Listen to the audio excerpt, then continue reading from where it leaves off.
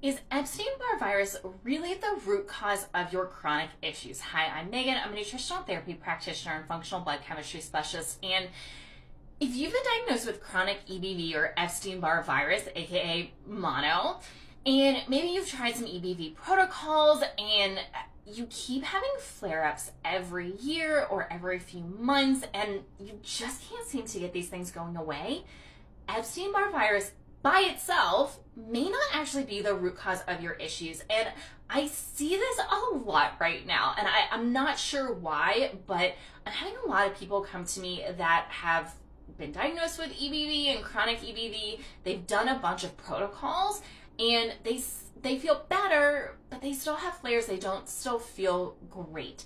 And there's two kind of big pieces here that I see missing. So number one, if your Epstein-Barr virus protocol does not include a lot of time, like dedicated time, especially at the beginning, for liver and detox pathway support, you're missing out on a massive piece of the puzzle. So when we have a chronic virus, the virus doesn't just stay in one part of our body. It goes throughout our entire body, as you know, that's what our blood does. It circulates throughout our entire body. And if we think about, well, what part of our body filters out all of our blood and kind of keeps things clean, well, it's our liver. And if we have chronic viral issues, every time all of this blood goes through our liver is trying to get out the viruses because they're not supposed to be there in the amount when we have a chronic and active Epstein-Barr virus infection. So the liver plays a really big role here. And if we're not doing a lot of work and support for the liver, it's probably not going to stick. Your protocol's probably not going to stick.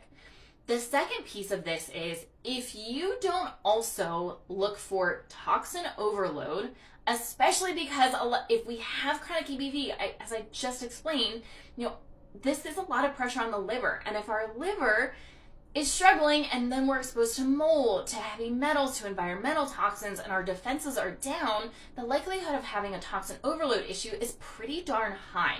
And you have to address that first before we even get to the Epstein-Barr virus.